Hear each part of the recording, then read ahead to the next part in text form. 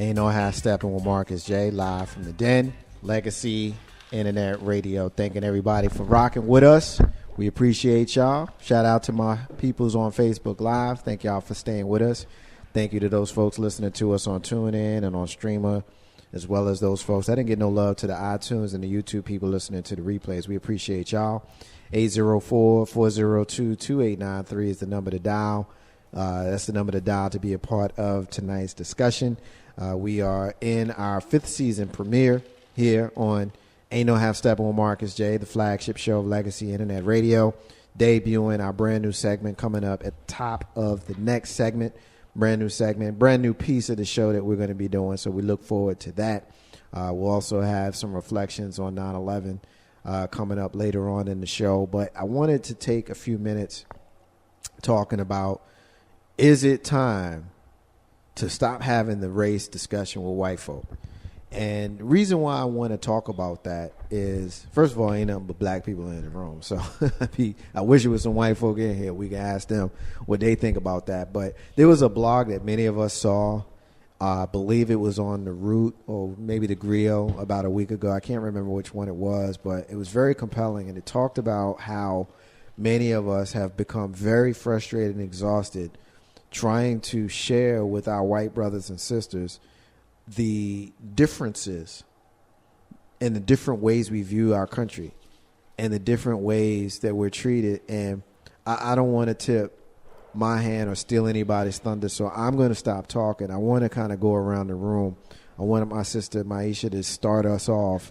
Give me your ideas on this. Don't make the face, man. Everybody gets an opportunity to lead off. Man, you making faces at me. Yeah, I'm coming for you. What you want, friend? He picking on you now. You said you wanted. You said you ain't rolled up on you yet. Go ahead, this good George Mason graduate. Yeah, know what I'm saying? let him know. So, let me make sure I understand the question. Put your mouth on it. I mean, close to it. Close. Wrong show. The question basically, the question basically comes from the blog that many of us saw on social media a week ago, and the author titled the blog, "Is it time to stop talking about race with white people?" Okay, I wanted to catch the end part of it. So, no. I'm going to say no. One, I'm a mother. I have 2 boys, age 12. And I think race, just like sexism, just like, the LGBT community issues, all of those things are going to remain relevant. You can huff and puff all you want. I'm on your side. For real. You better be. Ooh. Yeah. Like anyway, before I was rudely interrupted. But I believe that those elephant conversations or those elephant topics that we have to deal with on a day-to-day basis need to be discussed. Whether they're discussed with white people, whether they're discussed with Asian people, Indian people, I think they need to be discussed because we're raising children. And in order for our children to be knowledgeable of what is what and to be able to deal with certain things that they're going to deal with, yes, it needs to be discussed with our counterparts. Go ahead. Sorry. Did you feel that? Did you feel the wind? He's having a flashback. Okay. I think the only thing that I wanted to say about that is I disagree with Maisha, and yeah, we need to stop putting it because, again, we always know, or I feel I've always heard the creed, white is right. So we already know that we live in a white world, you might as well say. Mm-hmm. And so, again, it starts with us. Just like I was talking to Big Bro Joe before about the guns or what have you. I asked Joe, if you was walking down the street and your brother tried to rob you for your shoes, are you going to try to have a conversation with him first to talk him down from stealing your shoes and say, yo, bro, we need to get together. We need to come. We need to unify. Is that really going to work? Is that really going to go down? So that answer would be no. Because, again, if he want to take Joe's shoes, he's going to take Joe's shoes, or it's gonna revert to something that doesn't need to go down. But with all that being said, It's the racism with the white people that will never go away, that's been so embedded for so to be that racism. But then this present, it's really more of us. It's more of the black people. And until we can really get ourselves right, we really can't say anything about white people. We got a caller. Legacy Internet Radio, you are on the line. Who are you and what do you want to get into, my loves? Blessings is the one and only Mr. LP, Steven Sykes. How's everybody doing today? What's up, Steve? Hello, Steve-O. Mr. LP, man, it's good to hear your voice, my brother. What's up? I appreciate all of you for coming on and joining in the topic. I want to first give a shout out to all my love and family over there, and I want to give a shout out and a rub to the Green Room. That you're more than welcome to come by Tuesday and join in the rest of this conversation. I've been trying to catch up with you, Grizzly, but the man been out there earning so much money, he don't got time. He sleeps with money on his face. He has no time to call nobody back. Word. What you got, Steven? What you got, Steven? Oh, yes. As far as the conversation with white people, I humbly disagree. The thing is that if we do not continue the conversation, then it gets lost. It's sort of how the situation is back from ancient times to throughout the 80s and 90s, where people say, well, we don't believe it happened when many black families and people didn't have the same conversation. It's happened to many generations over and over. And it's just only happens that we have social media and technology to help show proof of these things that's been happening to us for generations. If we do not continue the conversation, then it just goes back into the sandbag of lost needles. And now we have no way to sit there and justify our issues if we do not keep it up. If we do not show positivity and importance of us, then we can't expect others to understand. I don't expect everybody to agree with our pain, but at least respect us and not tell us how we should feel or how we should remorse when it comes to our feelings, just as much as we do not have the right to tell when somebody else in their family or lives have died unjustly. So we need to continue that conversation, but we need to do it more intelligently and respectfully. Sometimes people are not just going to get it, and that's fine. But we have to still hold ourselves to a level of esteem, promise, in our language and our conversation and how we move forward. You got it, Mr. LP. We appreciate your comment, man. Tell everybody who you are and how they can find you. They can listen Tuesdays from 7 to 9 on Legacy Internet Radio through all the social media channels and live in radio. Author Tracy Hardy Scott, a.k.a. Raw Silk, and I, and a few other guests were always here, help try to bring out important issues to the community, and we are that global community that just helps make things brighter and joyful and just make everybody laugh. You got it, brother. Appreciate you, man. We got love for you. We look forward to hearing the great things that you're going to do on the live and radio tomorrow and every single Tuesday night right here live in the Den of Legacy and that radio, man. Have a great show tomorrow. We'll see you soon. You do. Thank you very kindly. You got it. Bye-bye. You know how Steppin, Marcus J, live from the Den, Legacy Internet Radio, Grizz. The floor is yours. The question is being asked, is it time to stop having the race discussion with white people? Been past the time. And the best way I can tell folks to explain to folks, I'll give you the analogy. That's like going to hell and asking the devil why it's hot. You can't do it. I think we should compare apples to apples. No, but that's I'm going to do it. I'm going to give you the apples and the oranges. Yeah.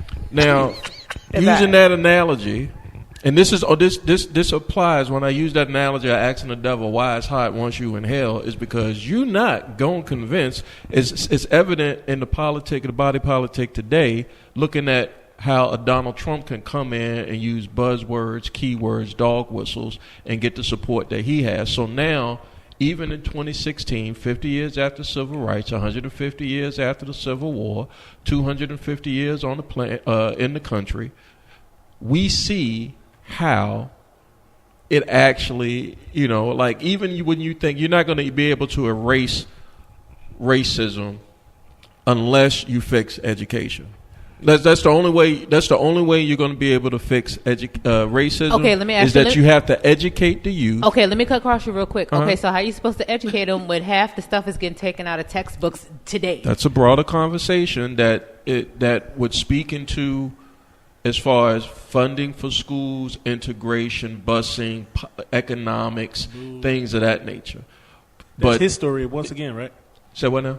History. You talking about? Yeah. His story. His story. Right. So bringing it back to why we need to stop having our conversation, it's more pointing towards the conversation we're having is with ourselves as people of color. That's the brown people, black people, people that are beginning to brown and black in America. The conversation needs to happen with us because you don't see the majority having conversations like we need to have. Do you ever see white folks saying, let's have a conversation about race? Let's take it around. I throw it around the room. Has any white person ever came to you and said, in a social setting, let's talk about race? Yes. I would say yes, too. Yes. Yeah. But what do we do with it? You know what? I know this, and I'm going to let Tony get it. But we got the mixed for, hold on. We got a caller.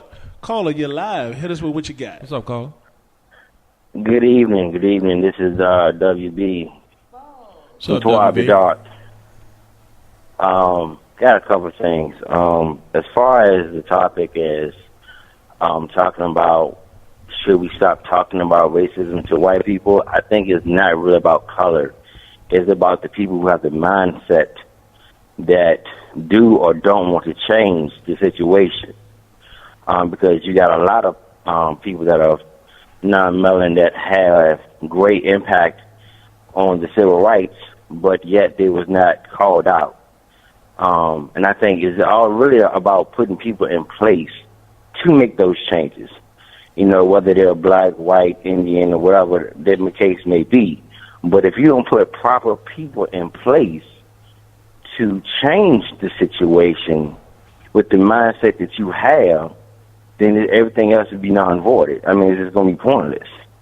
You know, so I just think that, again, the guy I can't really see, but the guy that's by the wall, the white shirt, yeah, he made a very good point talking about changing getting funding and changing our textbooks with real history, with real things that happened in the past, I guess you would say. That's going to come back to the basis of what I say is, by putting people in place, because when you really realize, who actually owns the companies that put the printing inside of these textbooks for us to read and who's taking in, who's taking out information, then we can clearly understand what's going on. They're trying to erase everything and then start all over to the point where they look like they have began history. So I don't think that it's really about color. I think it's all about the mindset. Well, I'm just curious, WB, who are these people that we should put into place then? Because you said that we have to put the right people in place. Who are these people that we should put into place? And a better question is, do we have any people right now that you believe are the right people that we should put in place?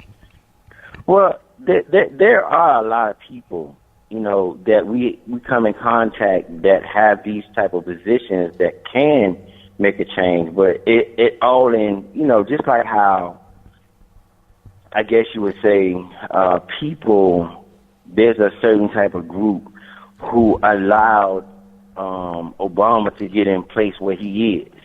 They have their type of people, that can weave through red tape and, duct tape themselves to make it look like something else and, make it seem like that everything is okay, but when it's really not.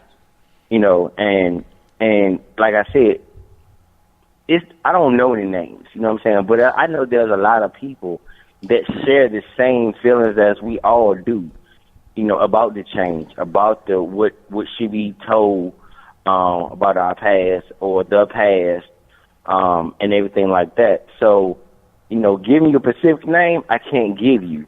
But to I guess, to help the situation, looking for people that are actually trying to have the same goals achieved as you, as far as this situation is concerned, that's a step forward. So I can't, like I said, I can't give you names, but that's the best I can do for right now. But when I can do better, I got you. I give it to you. I can dig it. Ain't no hashtag on Marcus J live from the Dan Legacy and That Radio. Legacy and That Radio is coming through for the flagship show, brother. Tell everybody who you are and where they can hear you more from you. Yes, I am W. Walls, and you can hear me on 12 After Dark at 6 p.m. on Sundays, Eastern Time, on time, all the time. On the tip of time. All right. My brother, ain't no hashtag on Marcus J live from the Den Legacy and That Radio. Thank you for checking in. Thank you for being a part of the flagship show, brother. We'll see you soon, man. Indeed. Can I just say this You really got it. quick? Let me just say this real quick, and then, Grizzy, I know you want to jump in too. Look, this is the only thing that I'm saying. Man, start with Richmond City. There's so many of these city schools that have molding in them that these kids got to move. You got some of these kids who the only meal they have is when they go to school. You know what I'm saying? So everybody else is doing all this shit. We blame the white people or whatever. And it's like, okay, so what do they do to be better? And it's all about, man, getting knowledge. And who's going to go to the hood to teach these people to do better? Who's going to go to the hood? Which plain black brothers in the room or plain black sisters is in the room is going to take a weekend to go door to door to ask you, like, look, let me show you how you can get off of this, how you can get off of welfare, how you can get off of government assistance. Like, who's going to take that step to go there? Who out of the brothers, out of the fraternities or sororities is going to rent one of the abandoned buildings just down on Broad Street to get some of these homeless kids or people off of the street? Like, who's going to do that? It don't take no big person, because as you see, half of them either step down or get shot. Like, real talk, no lie. So again, if it starts with us, why does everybody keep saying, well, who's going to do it? Who's going to do it? For real, again, like Tony was saying before, it's already in the room. Tony? It's already each of us. So a few things. We do it as intelligent people who care about our people and our community. We do it as parents, as good parents. We talk to our children. We teach our children. I totally believe that we have to continue the communications, the conversations with white people and with all people. Ignorance is not bliss. It's deadly. It's absolutely deadly. If you take this analogy, you're in a relationship. I'm sure each of us in here have been in a serious relationship with somebody.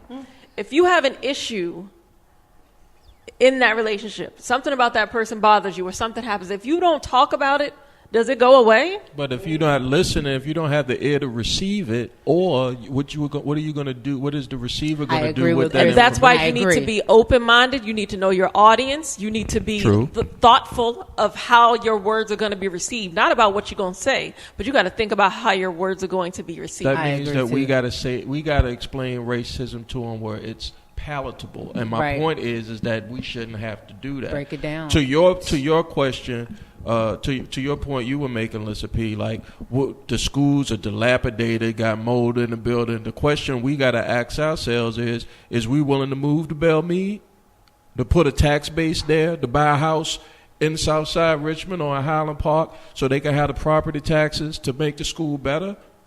I ain't. Unless you make the neighborhood safer. So you're just gonna let your kids? No. I'm not being devil's. I'm kind of playing devil's advocate, but I'm just kind of speaking to what most folks might be saying in regards to why the schools are so run down in the city. Is that most of the schools get their money from the tax base. Also, they're supposed to be getting it from gambling and the lottery. Yes. But the lottery usually is praised on a lot of poor people mainly. You don't see a lot of suburban or exurb white folks playing the numbers. I disagree. You do see a lot of them? I see a lot of them.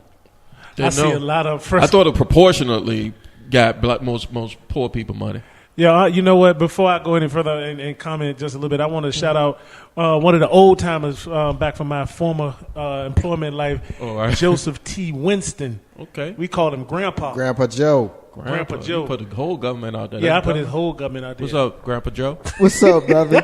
What's up, man? Love you, man. But I'm going to tell y'all a story offline about Grandpa Joe. Is he really a grandpa? Or? Nah, well, okay. he is now, but he kind of had an old spirit. Okay. And I'll tell y'all a story offline about how Grandpa Joe and Big Bro Joe treated your man Marcus J like so poorly. But anyway, go ahead, Big Bro.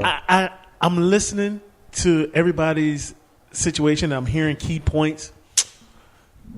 Tony, I can agree a little bit with you. Thank you. You know what? You ain't have to look at me like that, Maisha. Facebook, fam, she's looking at me like, I wish you would. Maisha. Well, I didn't want you to chop my name. I would never do that. I didn't want you to. I was And so gonna you say sister. gave me the eye, so I figured that was a cue for me to say You know what? it for you. But and you then know were what? going to repeat I'm it glad back you to did me. that because that's a Observation. cue and an observation that right now. So we should observe that we should leave white folks alone when it comes to talking about race. I disagree. Now, well, okay, cut his mic. cue. That's He a your frat? cue. That's your cue.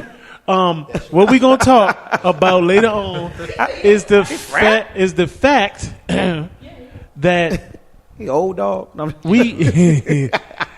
we need to understand. Now, I have some folks that I can talk, but you know what? I don't want to talk to black folks about race because a lot of them play the Uncle Tom, not the Uncle Tom. I'm sorry. maybe it They should play be the some black Sambo. people. Maybe They play it should be the some. well, some. 'Cause, And you know yeah, what? You can't categorize and say I won't all. categorize and say Yeah, all, let's- but let's because we got some generalize. black folk who play Sambo. Yeah, true. We do. They step and fetch it all the time because they don't truly understand what it means. We made the point about the mold in the schools. Okay, yeah. But guess what, folks? It's a lot of trailer park white folk who want to be who right there with us. That's true. Well, right there with them because I live in a good part of town. Right. See, that's my point. See, I'm being no, sarcastic. But see, that's my No, point. but there's Why a is it little- so I mean, good there's and a cool for truth- your there's truth kids and humor. in Chesterfield County or Brandon or what have you, but there's no attention being pointed to the Richmond City School? So you So- mean to tell me if Because your Richmond City School- niece, let's just say your niece lived in Gilpin Court or Creighton Court or Okay. whatever, and she's got to go to the Modi School, so that's cool? No, never said it was cool. But let's put it where it is. Man, It's- I'm let's just put it so where it irritated, is. like for real, and I can only get But mad your at black myself, folk too, who are because in I charge, haven't done shit your either. black Real folk. talk. This ain't got nothing to do with white people Like, for right real, I now, ain't folks. did shit Maybe either, because so you for don't real, have This I'm kids. so has angry. nothing to do hold with the up, white hold up. folks for a second. Let me recalibrate. Sorry, Macashay, let me that's my let me fault, sorry. recalibrate the conversation because I don't want to get too far off task and we don't have that much more show left. What we're talking about is it time to stop having the race discussion with white people? Yes. I already said yes. Yes. Now, I want to address a couple of things before I bow out and let y'all do what y'all gonna do before I jump back in and close it out. Okay. But to speak to what our first lady was saying, when we're dealing with the city, a lot of it has to do with participation in school board and parent teachers and stuff like that. When you show up and open up your mouth, Yep. that's when you get what you want because a closed mouth will not get fed. That's right. But that's a double-edged sword because in the hood, mama or daddy may not be able to go to those meetings because they got to go to work. You know what I mean? Whereas in And we don't have grandmama no more. whereas in Western Henrico, where it's more money, one of the parents is at work and the other one is at the school board meetings. Now, Henrico is one county. And those folks who are not in Richmond, just bear with me for a second. But we're dealing with one county that is one county, but there's two sides of one county. There's the east end The West End. and the north side, which is kind of together. And then there's the west end. East and north is kind of the hood, whereas west is kind of where the money is. And we're not talking about color right now. We're just talking about money. The people in the west, where there's money, has one parent who's going to work and one parent who's going to school. Whereas in the north and the east, you got one both parent, parent. We got both parents. Maybe, yeah, I hear you, Joe. But we'll say both parents that's going to work. Nobody's going to those school board meetings, so they cannot advocate for those children and they cannot advocate for that money. So that's the reason why it's so messed up. Back to the original conversation. We're talking about, is it time to stop talking about race with white people? Now, the reason why I wanted to bring that up was because of that blog, and I'll share my story with regards to this, and I'll jump into this now so we can kind of wrap this up. I've been beating my head against the wall. We're listening to Ain't No Half Steppin' with Marcus J, where we talk about everything that makes you uncomfortable. Racism, politics, religion, sexism, sexuality, honestly, fairly, respectfully. That's what we do on this show. And I found myself having those honest conversations with people who will never get it. They just will never get it. Honestly. They just never going to get the fact that I can hide, like Shannon said, my religion. I can hide my sexual orientation, but I can't hide my color.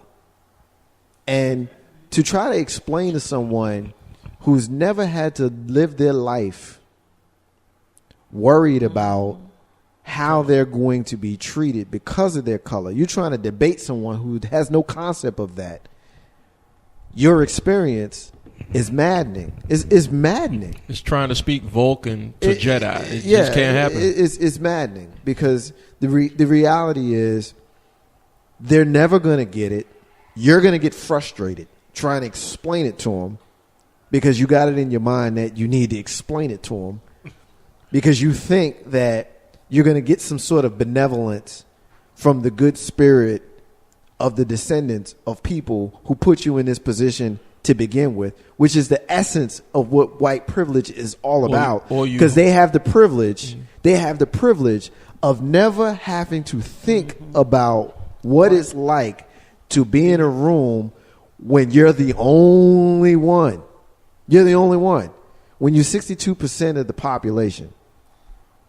When you're the people who have all of the businesses. Not all, but follow me for a second. When you're the judges, and you're the lawyers, and you're the doctors, and you're the police officers, you're the default. So you never in your life have really had to think about what it would be like to be different. We wear the mask that grins and lies, that hides our cheeks and shades our eyes. Every single time we walk into a room that's not Legacy Internet Radio, everybody in this room goes to work. When you go to work, you're the minority. When you go to the mall, you're the minority. When you go to the doctor's office, you're the minority. Everywhere you go, you're the minority. You stick out. So when you're trying to explain to people who have no idea what that must feel like, none at all, because you're in your feelings about it, and you feel like they should understand. They should get it. Why don't they get it? They have the privilege of never having to think like you.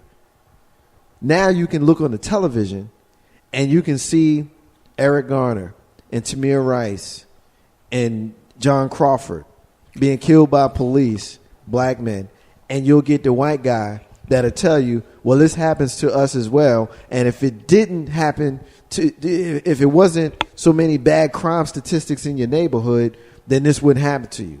It's maddening to have that conversation because we know that in the 60s, nobody gave a shit until they turned on the TV and they seen dogs and water hoses. So when we ask the question, is it time to stop having the race discussion with white people? On the one hand, we say, absolutely, yes. They'll never get it. But on the other hand, you have to make sure that you do not quit. You can't quit. You can't quit. Can I rebuke? Thank you. I agree with you. I gotta rebuke that. I'm almost finished. Okay. When I stand on the soapbox, you gotta let me stay on it until I'm finished saying what I'm saying. You cannot quit because if you quit, you fail. You cannot succeed if you've already quit. You can't. And so you can get to the point where you are tired. You got no more energy. You got no more fight in you. You see that there's no win. History has told you there's no win. But the only thing that beats a succeed is a lack of a try. And the unfortunate reality is that many of us suffer from one of two things: sincere ignorance or conscientious stupidity. Martin Luther King said that. Yep. Sincere ignorance is what our white brothers and sisters have. They're sincerely ignorant to what we deal with. They just don't know. That's what Gary Johnson said. Like, look, I have my head buried in the sand. I ain't know. But then you get some of these dumbasses that's conscientiously stupid, where you can look at the history of our country. When you look at 1864, actually, when Abraham Lincoln became the first Republican and convinced regular white folk, because there's only 10% of them that actually had slaves. Mm-hmm. So the other 90% was just regular white folk. That the newly freed slaves was going to take their jobs and take their land and take their position. And you fast forward to 2016, and what's the Republican Party doing now? With all of these rich white folks that's leading the party, telling all of these poor white folks, what's the black man going to do? Take your jobs, take your land, and take your guns. Mm-hmm. So we cannot be conscientiously stupid. We cannot win unless we open up our mouths. Tony? No, I just had to, I just felt the spirit when you said, made the comment about, not trying. I was speaking with my best friend the other day. I don't even know how we got on the topic, but she asked me, what characteristics she thinks I got from my mother. My mother passed away 27 years ago yesterday, September 11th, 89.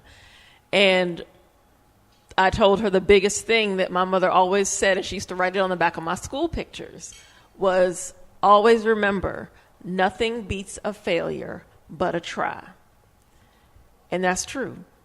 You cannot say, it's not going to work. We can't make a difference. Nothing's going to change. We're always going to fail. If you don't try, you don't know what's going to happen.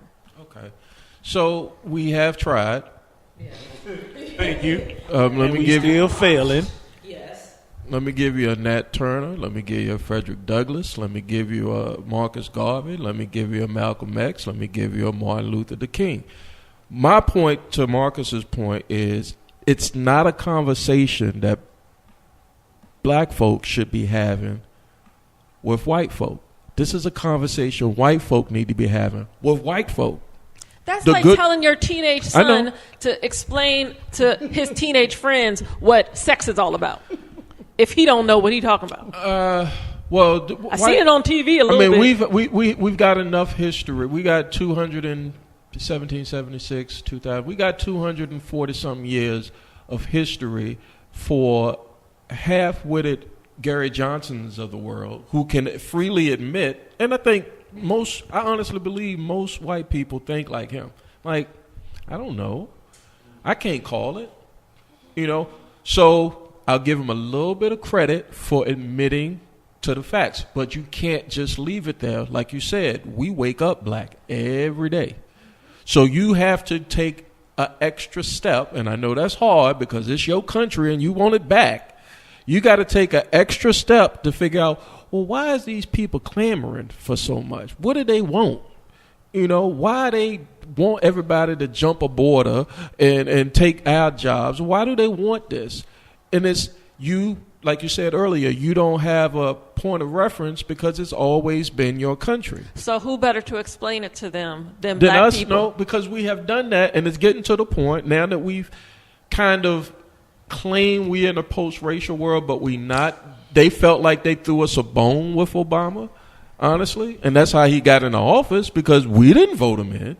I disagree because everyone's life experience is different. There's new people born every day, right? And hopefully, so you don't come out knowing what happened. Hopefully, they're new, intelligent Caucasians, and they're raising their kids up to know that this is a more diverse country and a diverse world where they don't be scared of Tyrone because Tyrone might, rape your woman or take your job or something like that. Hopefully they'll raise them and make them more into an inclusive world. I want that for my children. And we need to make sure that we raise our children to teach them not to think that I'm oppressed because I'm black. I'm never going to be successful because I'm black. Me personally, I don't do that, and I hope that I hope black people are not doing that. What my point is it's not a conversation we need to have with black folk. Black folk need to stop. We don't need to stop talking. We know race up and down. We know it. It's them that have to talk about it. They have to get their freaking house in order before, and I want to say this because I heard this somewhere before. I don't want to say it was Farrakhan. Get your house in order before it come crumbling down, because what history has shown so far and what we're fighting against, and hopefully this election may show it. Either one. I know how you feel about. I know how the host feels about Clinton, but as the electorate changes and the browning and the blackening of the electorate changes over the next, say, 20 years, what white people will see, and that's why we got Trump, is that they know that they can't outproduce the voters that they want. So it's kind of be like, it would be in your self-interest to be more inclusive instead of trying to say, this is my stake of the country, I want this, and you all can't have it. That's not going to happen until they have that conversation with themselves. They're smart libertarians, they're smart conservatives, they're smart liberals, no matter what the political spectrum you're on, but you can't go to, and I'm trying to think of a black leader that they would have an intelligent conversation with. Take out Sharpton. I don't count him. Give me one, Mark. I mean, give me a serious, other than Barack Obama, because he's got to represent the whole country. Give me a serious. Marcus J. Who that? Marcus J. Marcus J. You can't now. If you put Jim Bob in here, and I say Jim Bob, Southern guy from South Carolina, and he has a conversation, and I'm sure you've had conversations, because we had this conversation off air one time, and I'll show it in a little bit, where you say what's on your mind, and you get pushback from it, from straight out racist. Yeah, I got hate mail. Hate mail. Yeah. And so they say shit about my mama and everything. Right. I mean, I don't have the time, and I'm not giving up on the conversation, but you're a dummy and I'm not. So not you. I'm saying the guy that's being a racist is the dummy and I'm not. So that's your laws. You will die off. Your kids, you will probably pass that along, and they will get weeded out. How Big Rude say, natural selection of the ignorant and the non-ignorant. So I don't understand how. I guess that's my whole synopsis, is that I don't get it. If I was a white man living in America and seeing what America is becoming, it would behoove me to open up a little bit, because eventually we all got to live together. I mean, think about this summer, what happened with the killing of Castile in Minnesota, Baton Rouge. What else? It's so many I can't even think. Eric Garner. Mm-hmm. And then the brother in Dallas, they wanted to racialize it because it was a brother in Dallas that shot all the cops. But they sit there and wonder, like, how did this happen? And why does this happen? And they want to politicize it. And I'm like, this is going to always keep happening until you address the problem. I want to say, remember when, I want to say it was the Malcolm X movie, and he said, this is what happens when your chickens come home to roost. Yeah. That was what he said when Kennedy got shot. That's what right? He said when like, Kennedy what got do you shot, expect? And that's not me. And I'll wrap it up, Mark, real quick.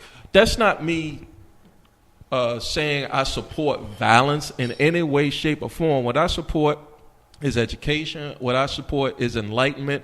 And what I don't have the tolerance for or the time for is to try to enlighten you when you don't even want to be enlightened. And I liken that to having conversations with our young brothers. Because you might talk to a group of them, they ain't trying to hear it. They want to go out there, be on them streets, make that money. Do you stop?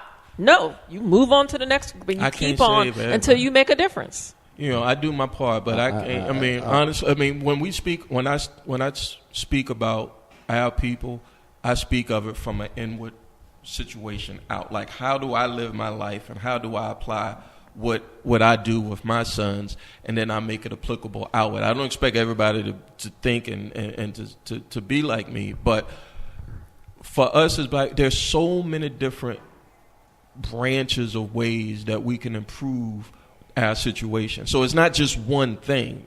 Schools, right. It's mentoring, schools, economics, education. The biggest thing to me is education. I learned more 20 years out of college than I did the 13 or 14 years I spent because you learned how to learn. Yeah, you just pick up books. And you decided that it was not enough for you to take what they gave you. You decided to give yourself some more. I appreciate the conversation. There's so much more that we left unsaid in this segment. It's one of those questions that we can spend a whole show talking about. And I think in the future, we need to open this up again. Is it time to stop having the race discussion with white folk? I think there's some merits to saying yes, and there's absolutely some merits to saying absolutely not. Ain't no how Steppin, Marcus J. live from the Den Legacy Internet Radio. We're going to take our final break of the night. I'm going to let the crew know this is something that I've never done before, but I'm going to structure our rants and our closings. I want everybody in their rant, in their closing, to speak on what 9/11 meant to them. So that's how we're going to close out the show. When I open up the next segment in the rant and closing, I'm going to introduce a piece of the show that I'm going to do every single week going forward on Ain't No How Steppin Marcus J. So stay tuned for that. I got the entire crew. I got Jay Grizzly. I got our sister Maisha. I got our sister Miss Tony, Big Bro Joe, and the First Lady. Ain't No How Steppin with me and you. Be back in a few. You're chilling with David Wren, a.k.a. Dave from L.A., with my man Marcus J. of Ain't No Half Steppin' at Legacy Internet Radio.